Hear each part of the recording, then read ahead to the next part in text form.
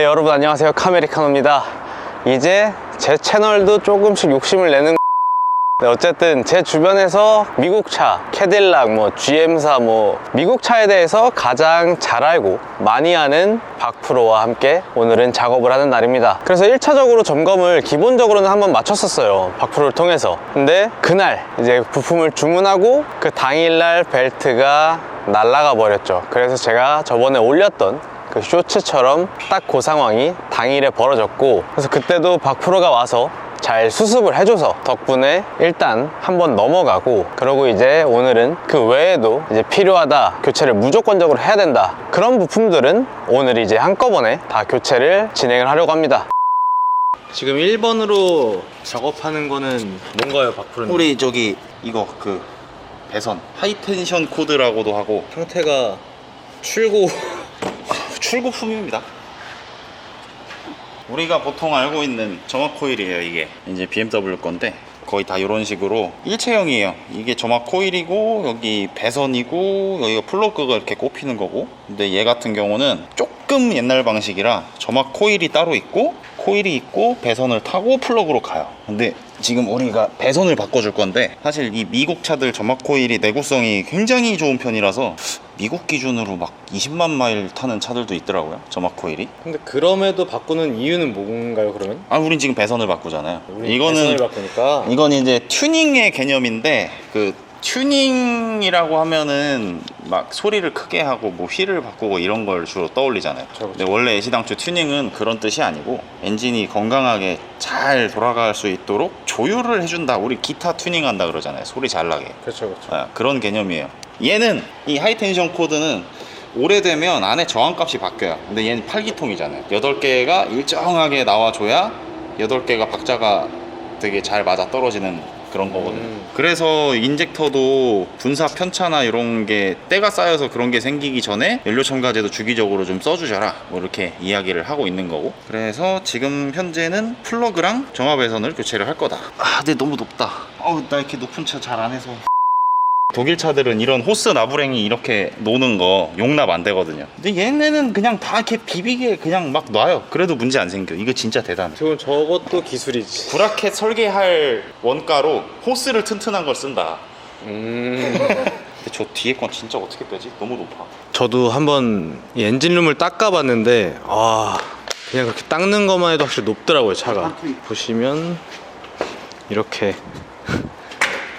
그렇다고 해서 지금 사실 박프로가 키가 작은 게 아니거든요. 그래도 얘는 트럭이라 공간은 많아서 좋네.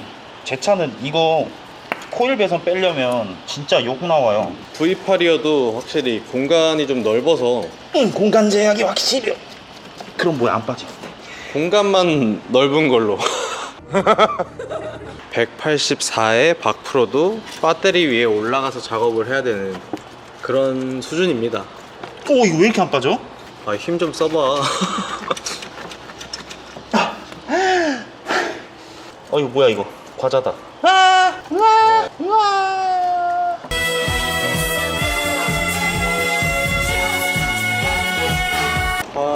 이쪽 다 안 빠지는데? 4개가 다? 저쪽은 이 정도 안 빠지지 않았잖아요. 여긴 나름 잘 빠진 애들. 여러분 다 같이 파이팅! BMW 플라이어로 빼보겠습니다. 도전! 박프로의 도전! 이거 나 환장하겠네 진짜. 나왔다. 빠졌다. 너무하는 거 아니냐고. 이건 너무한 거 아니냐고.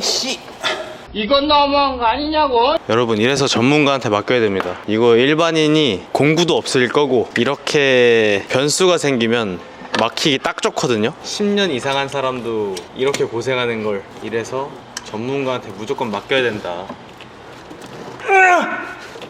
이거 조졌다 이거. 7번째가 이 정도면 8번째는 진짜 쉽지 않을 것 같은데. 앞으로 좀 쉬었다가 힘든 것 같은데. 팔에 힘이 빠져서 안 돼, 지금. 지바겐 갈비뼈 부러졌을 때 생각나는. 지바겐 미미 빼다가 갈비뼈 나갔거든요. 알지. 위에 올라앉아서 엎드려서 일하는 그 트롤리가 있는데, 걔 문제가 저런 거 땡기려고 그러면 통째로 움직이잖아. 그치. 오케이. 소리 났어, 소리 났어. 오케이. 뺐어. 됐어. 뺐어. 드디어 8개 다 나왔어. 내 손가락도 빠질 뻔했어. 오예. 8개 오예. 다 나왔습니다. 고생했어. 자, 우리 이제 신품을. 이게 가장 행복한 순간. 뭐 안 했네 우리. 플러그 안 뺐네요. 빼면 되죠. 준비만 해놓고 빼질 않았네. NGK. 또 그 중국산 알리 싼마이 안 썼어요. 미국에서 다 라고토에서 주문하고 NGK 걸로 주문했습니다. 저마 쪽은 NGK 게 퀄리티가 좋아요. NGK가 다 좋다 아니면 뭐 캐딜락과 궁합이 맞다? 어떤 쪽인 거예요?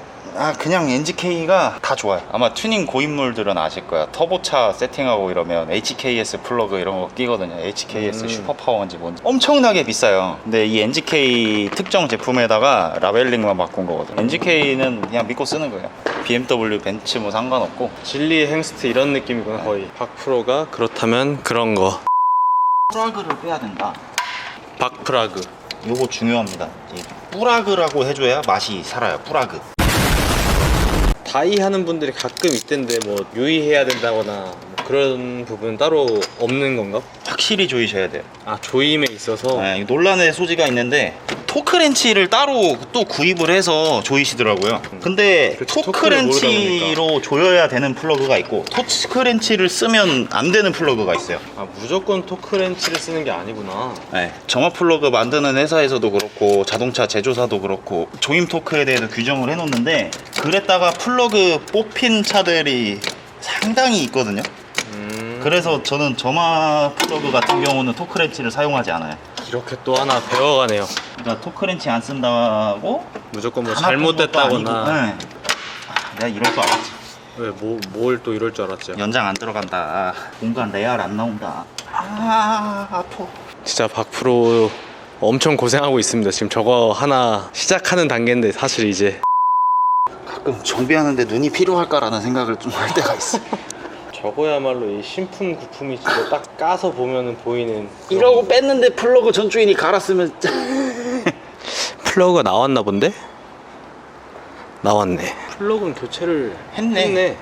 한번 했네. 응, 진짜 플러그는 싸서 한번 했네. 플러그 생각보다 상태 좋은데요? 그러니까 깨끗한데? 그래도 간다. 딱 봐도 이런 데가 사실 뭐 요런 데를 보는 게 아니라 여기 요쪽 안쪽을 보는 건데 이 정도면 사실 겉에만 봐도 깨끗하니까 이건 교체했다라는 걸 알 수가 있죠. 연소 상태는 좋은 편이긴 한데 지금 열가가 안 맞는 느낌인데 열가가 안 맞는 게 뭐지? 이 색깔을 보면 살짝 붉으스름하잖아요. 살짝 붉으스름하죠? 애자 끄트머리가. 저게 그렇네. 이 세라믹이 과열된다는 얘기예요. 요 끝에가 지금 네. 이게 카메라에서도 살짝 보이는 것 같은데 살짝 요 붉은기. 저 맨 안쪽 플러그만 지금 그런 거 같고. 근데 붉은기가 맨 안쪽에만. 근데 이게 이 LS 계열 엔진들이 그게 문제예요. 저 맨 안쪽 실린더가 열을 많이 받아. 반대편도 이럴 가능성이 상당히 높겠네. 아마도 그럴 거예요. 지금 이쪽부터 1, 2, 3, 4로 지금 빼고 있는데 그렇네. 맨 끝에만 살짝 붉은기가 있죠. 얘는 하얀데 이 녀석은 하얗고 이 녀석은 요 붉은기가 있고. 이쪽은 또 플러그 방향이 앞을 향해 있어요. 실린더 헤드가 지금 이쪽이랑 저쪽이랑 따로 쓸 것 같잖아. 이 헤드를 뒤집어 끼우면 저기 들어가요. 헤드 하나로 양쪽 뱅크를 다 쓰는 엔진이에요. 그래서 얘는 보면 플러그가 이렇게 박혀 있잖아 지금. 그렇네. 우리가 보기 쉬운 방향으로. 저쪽은 뒤에서 앞으로 박혀 있어요. 근데 저쪽에 에어컨 드라이어도 있고 뭐도 있고 해서 공간이 또 없어. 그래서 아까 그렇게 낑낑거린 거. 아무튼 이 LS 엔진들은 L9 엔진들은 다 이렇다. 근데 요 엔진이 제가 알기로는 네. 그 일반적인 V8이랑 생긴 것도 아예 다른 걸로 아는데. 얘네들한테는 이게 일반적인 V8이에요.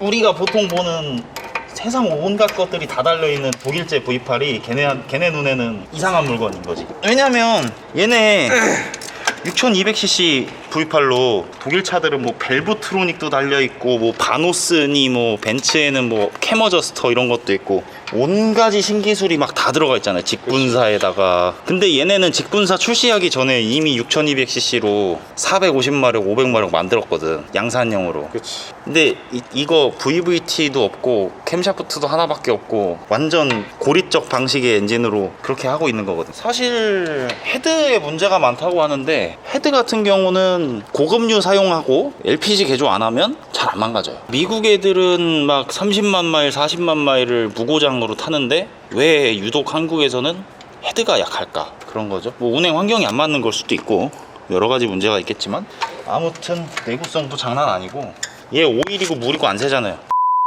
새 플러그가 들어가고 있습니다. 그럴걸요? 실린더 번호가 이거 아, 이게 이제 옛날 차들은 점화 코일 하나로 8개를 다 튀겨주니까 이게 순서가 바뀌면 헷갈리잖아요. 그래서 이제 이렇게 번호 표기를 해줬던 건데 요즘은 사실 그럴 필요까지는 없고. 되게 디테일하다. 여기에 번호를 이렇게 적어줬을 거라고 생각도 못했네. 근데 미국에는 아직도 그 순서를 신경 써야 되는 디스트리뷰터 방식의 차들이 많이 돌아다니거든요. 사실 같은 라인에서 생산을 할 거고. 그래서 이렇게 번호가 다 명시가 되어 있는 거예요.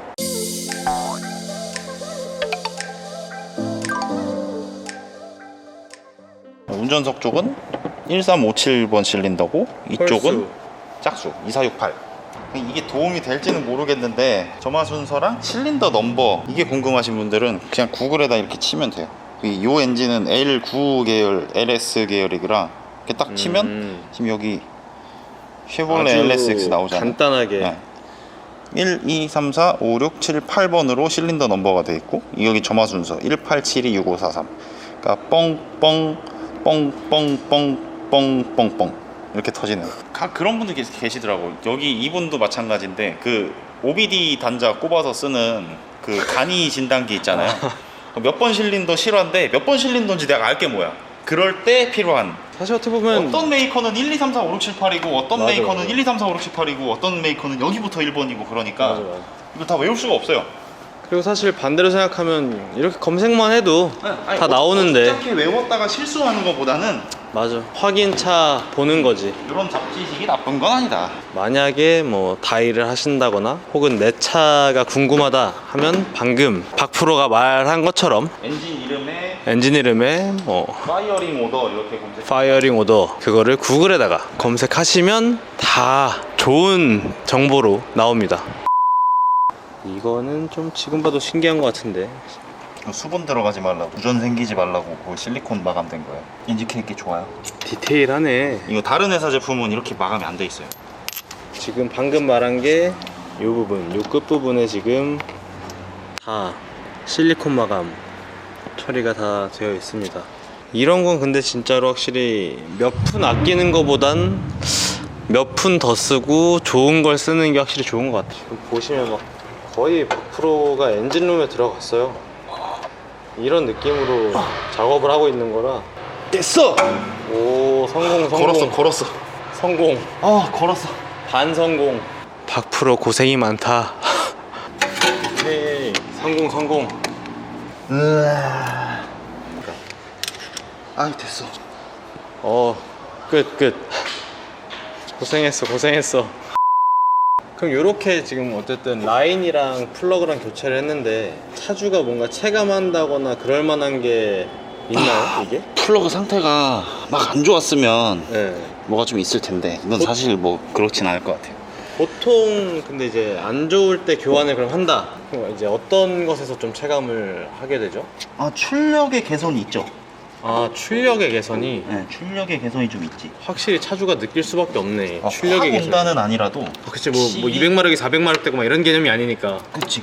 막 토크가 20에서 막 60 올라가는 거 아니니까 뭐 충분히 그 정도는 아니지만 좋아지는 건 분명히 있어요.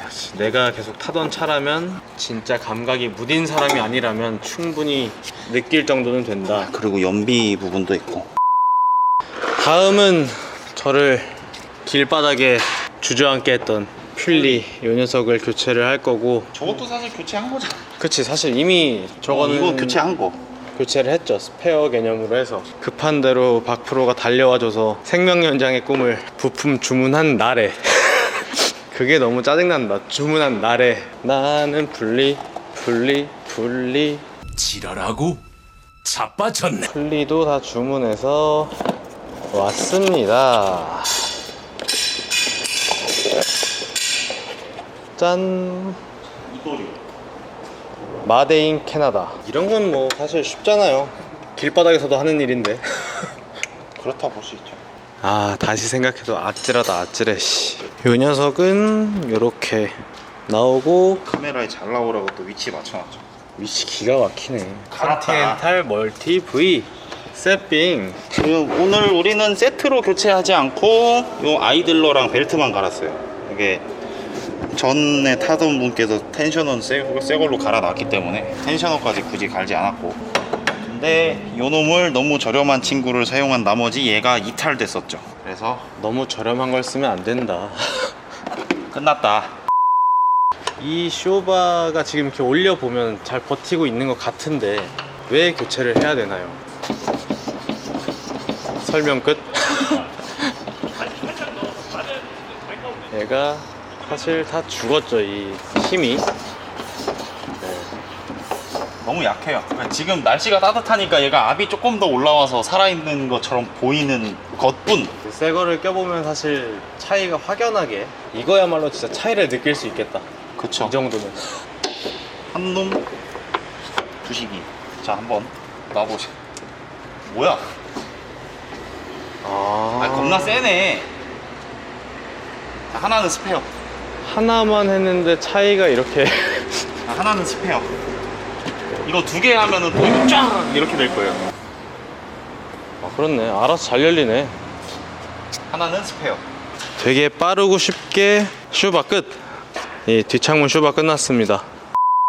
마지막 작업이 하나 남았네요. 브레이크 패드. 실제로 보면 패드 잔량을 보통 많이 보죠. 근데 패드 잔량이 많이 남았어요. 엄청 많이 남았어요. 그러니까 잔량만 보면 교체할 이유가 진짜 1도 없는, 하지만 우리 박프로가 얘는 교체해야 된다. 우리 둔감하신 정마담님께서 2차 시승하시고서 브레이크 생각보다 잘 선다고 하셨는데 아, 이거 큰일 나요. 안 서요. 자, 그 이유는 이제 조금 있으면 공개가 되겠죠. 그렇지. 잔량이 이렇게 많은데, 차주분이 운전 한번 해보면 답 나온다. 그러니까 저도 막 엄청 잘 쓴다는 아니었고 생각보다는 엄청 밀릴 줄 알았는데 그 정도는 아니다. 근데 내가 뭔가 발로 힘을 빡 줘야 된다라는 느낌은 확실히 있고, 그건 잘 서는 게 아니지. 그치, 내가 힘을 잘 쓴 거지. 그 이유를 공개하겠습니다. 쿵짝짝 쿵짝짝 쿵짝짝 쿵짝짝 짜라자라자라자라자라자라잔. 박프로의 점검 타임. 쇼바에 에어가 있네. 아, 그렇네. 이 아래가 아, 이 콤프구나. 그러면 셀프 레벨링 쇼바. 셀프 레벨링? 얘가 스스로 맞춘다라는 건가? 뒤 차 높이를 맞춰주는. 그러니까 짐 많이 싣고 엉덩이가 꺼지는 거를 방지하는 거예요. 앞 쇼바는 새거. 일단 이런 종류의 차들은 유관 점검도 상당히 어렵고, 왜 유관 점검이 딱 보시다시피 다 둘러싸여 있잖아요. 뭘 볼 수가 없어요. 그냥 그렇네. 이런 걸 보는 거지. 딱 봐도 나갔죠? 팔대링크는 앞 좌우를 다 교체를 해야 될 것 같고, 여기도 보면은 유격이 꽤 있어요. 이게 딱 눌려서 깔끔하게 붙어 있어야 되거든요. 근데 그렇지 못하고 여기는 아예 떠버렸고, 여기 위 상부 고무가 아예 없었어요. 그래서 여기서 더벅더벅 소리가 날 겁니다, 아마. 그래서 여기 다음 교체 품목. 그리고 이런 데는 사실 뭐 좀 원래 투박해요. 얘는 새 거를 껴도 이렇게 좀 삐져나온 느낌으로 갈 거라서. 이게 이 엔진들의 장점인데, 마운트가 다 죽어도 진동이 엄청 세지 않아요. 보면은 미션 마운트가 우리 벤츠 거 이만하거든요. 그치, 2배예요. 그렇네. 사이즈 자체가. 네. 그러니까 미션과 트랜스퍼가 중량이 어느 정도 나가긴 해도 엄청 일단 두껍기 때문에 뭐큰 문제는 없을 것 같고, 크게 볼 게 없네요. 뭐 미션도 안 새, 엔진도 안 새. 진짜 뭐 크게 볼 게 없어요. 그래도 이 정도면 네. not bad. 약간 뭐 그냥 흙이 좀 튀고 언더코팅제가 여기저기 좀 달려 있고 색깔이 좀 이래서 그렇지 문제가 있는 건 없어요 지금. 파워 스티어링이 조금 새는 거? 근데 이거는 위에 고아보스 살짝 세고 지금 오무기아 자체도 세는 것 같은데 원래 이런 차는 그냥 타는 겁니다. 이게 생긴 게 뭐 그렇게 럭셔리해 보이고 그래서 그렇지 얘 원래 DNA는 트럭이에요. 그치. 네, 미국 사람들은 이걸 SUV라고 안 해요. 이건 트럭이에요. 트럭이지. 네. 금액 때문에 이게 트럭. 고급 차, 고급 SUV 이런 느낌인 거지. 그렇지. 그냥 캐딜락 트럭이에요 이거. 그치. 컷 아니다. 패드 갈러 가시죠. 그치. 이제 왜 이 패드를 갈아야 하는지, 잔량이 상당히 많이 남았음에도 이 패드를 가는 이유.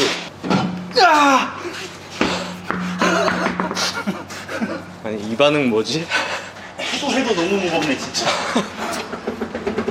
그리고 얘가 그냥 고급 트럭이라는 아주 결정적인 증거가 여기 꼭지 보이세요? 이거 여기 찔러서 그리스 주입하는 거예요. 아. 우리 이런 거 화물차 아니면 못 보거든요. 심지어 포터에도 이런 게 없어. 그러니까 얘가 힘을 많이 받는 부분이니까 그리스 주입해서 오래오래 써라. 콜럼버스? 이상한 알 수 없는 패드가 꼽혀 있는 것 같은데. 콜럼버스인지 뭔지 뽑아보면. 메이드 인 차이나겠죠 그거. 디스크는 한번 갈았네요. 아 그때 타이어를 교체할 때 한번 만져봤는데 이 턱이 생각보다 괜찮아서. 디스크 교체 이력이 있는 것 같아요.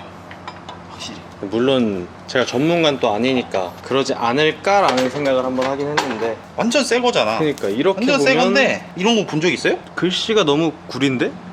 그 전문가는 아니시라도 차를 여지껏 수십 대까지는 아니라도 아무튼 많이 타셨잖아요. 이런 거 본 적 있으세요? 본 적 1도 없는. 저는 이 차 사오신 날 이거 보자마자 브레이크 패드 갈아야겠다라고 생각을 했어요. 그러니까 분명히 패드 이 잔량을 보면 어마어마할 정도로 새 건데. 근데 안 서 일단. 그러니까 차가 일단 서야 될 거 아니야. 그리고 브레이크 패드가 어마어마하게 새 건데 이런 철판은 또 썩었다. 아 그렇네. 제가 요번에 주문한 거는 이런 서플라이 다 들어있는 세트로 구입을 해놨습니다. 그럼 또 패드 정도는 제가 또 배달을 해야죠. 이번에 박프로랑 함께 얘기하면서 준비한 이 패드는 요겁니다. 아케보노. 박프로의 추천으로 요 녀석으로 해보겠다 하고 요 녀석으로 주문을 넣었습니다. 패드 잔량만 보면 아까나 지금이나 큰 차이 없지 않냐 라고 생각할 수도 있는데 뭐 직접 타봐야 알겠지만 다를 거라 생각을 합니다. 영롱한 새것. 새 것은 언제나 옳다. 이거 잘못 끼워도 세상 기가 막힌 소리가 나요. 꼴랑 요만한 거 하나 때문에. 이거 잘못 끼워가지고 디스크에 긁잖아요. 그러면은 진짜 막 세상 들어줄 수가 없는 소리가. 여기 뭐가 있는데 이 필름이? 그거 지바겐 브렘보 사건. 근데 너무 부드럽게 잘 들어간다. 기분 좋게. 아구가 딱. 부드러워 좋아.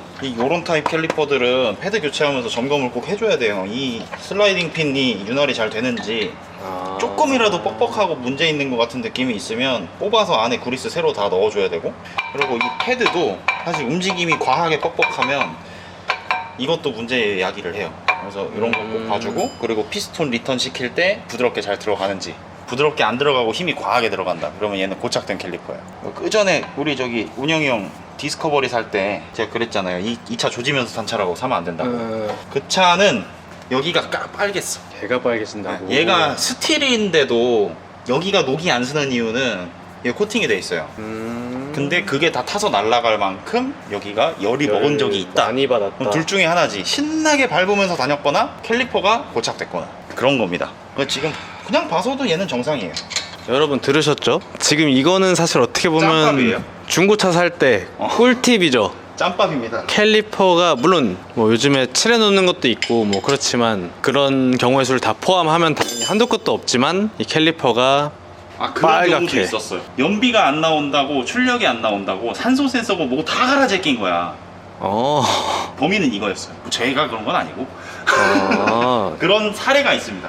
방금 박프로한테 얘기를 들은 것처럼 저게 뻘개지면 의심을 해봐야 된다. 근데 얘는 이제 걸러라. 방치 기간이 길었었으니까 여기 이렇게 녹이 쓴 거고. 그럼 어떻게 좀 녹 같은 거 안 까주시나요? 안 합니다. 이거 까봐야 또 생겨요. 까비. 사실 크게 저는 그런 거 신경 안 쓰긴 하는데 어쨌든 이렇게 양쪽 다 교체 완료. 이제 브레이크 테스트를 하러 나왔습니다. 아, 이 아메리칸 사운드 맛이 좋구만요. 아, 소리 좋아, 소리 좋아. 아, 키가 너무 크셔가지고 이거 길들이기는 별거 없고요. 보통 40, 50km 정도에서 풀 브레이크를 연속적으로 해주는 거예요. 그 뒷자리도 꽉 잡으십시오. 차가 서기 직전까지 풀 브레이크 비슷하게만 해도 돼요. 최대한 강하게 ABS 걸리기 직전까지 이렇게 해서 어느 정도 약간 페이드가 온다 싶을 때까지 한 대여섯 번 반복해주고, 대여섯 번 더 해야 되나? 얘는 차 중량이 많이 나가서 금방 될 것 같은데. 이게 좀 근데 타면서 느낌이 달라지는 것 같은데. 이게 저속에서 이렇게 하는 이유는 디스크가 휘면 안 되니까. 이러면 열이 고르게 전달돼요. 한쪽만 확 열을 받지 않아요. 고르게 전달되니까 변형이 잘 안 와요. 저속에서 이렇게 해주면. 아, 이게 페이드가 옵니다. 그러면 잘 안 선다 싶으면은 서서히 주행해서 식혀주세요. 최대한 브레이크 쓰지 말고 서서히. 그래서 뻥 뚫린 안전한 차 없는 길이 확보가 되는 게 좋아요. 아무래도 도심이나 이런 데서 하기엔 좀 힘들겠네. 그렇죠. 도심에서는 안 돼요. 이게 원래 정석으로 브레이크 패딩을 하려면 절차가 훨씬 복잡한데, 지금까지 해보니까 이 정도만 해줘도 확실히 쓸데없는 변형이나, 특히 디스크를 새로 갈았을 때 패딩만 제대로 해줘도 쓸데없는 디스크 변형이나 뭐 패드의 이상 마모 이런 거는 어느 정도 좀 막아줄 수가 있어요. 확실히. 꿀팁 하나 추가. 보통은 패드 갈고 그냥 새 거니까 뭐 잘 들겠지. 사실 거의 그런 생각으로 다들 타실 거라고 생각을 해요. 저도 뭐 크게 다르지 않았고. 그렇죠. 그러니까 길들이기가 필요하다까지는 알아도 달리면서 말 그대로 길들여지는 거지. 딱 그런 개념이었죠. 그럼 사실상 지금 요 정도만 하면 길들이기는 끝인 건가요? 그렇죠. 아까 딱 말한 그 정도의 느낌. 그러면 진짜 한 10번 많이 생각해 한 10번 한 것 같은데. 그럼 차가 좀 더 가볍거나 작은 차는 조금 더 해줘야겠네요. 그러면 그게 낫죠.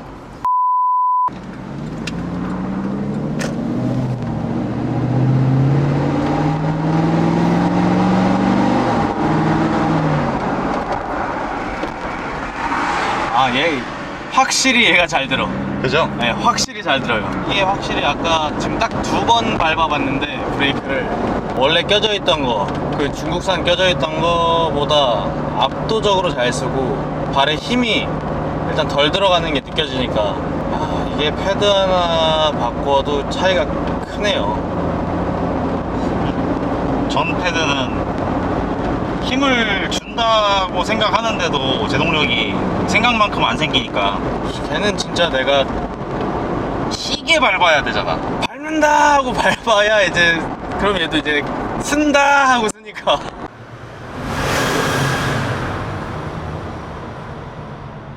이제 뭐 시운전 그리고 테스트 모든 걸 다 마쳤는데 이거 진짜 생각보다 만족도가 높습니다. 저도 그 브랜드를 처음 봐서 아까 조금 전에 막 검색해보고 뭐하고 했는데 진짜 뭐 친환경이고 뭐고 막 이런 가타부타한 말들은 정말 많았는데 어디 브랜드인지는 소개를 안 하더라고요. 그건 다 이유가 있는 거겠죠. 어쨌든 이 패드 하나만 가지고도 되게 많은 효과를 낼 수 있다, 큰 효과를 볼 수 있다 라는 거를 실질적으로 이 스스로 체감을 하는 그런 순간이었습니다. 그럼 오늘도 역시 만족스럽게 새롭게 정비와 또 내 차를 만들어가는 그런 느낌으로 즐거운 카라이프가 되는 하루가 되었습니다. 다들 항상 안전운전 하시고, 오늘 영상이 도움이 되셨거나 재밌으셨다면 구독과 좋아요 부탁드립니다. 그럼 다음에 또 재밌는 영상으로 찾아오도록 하겠습니다. 그럼 안녕.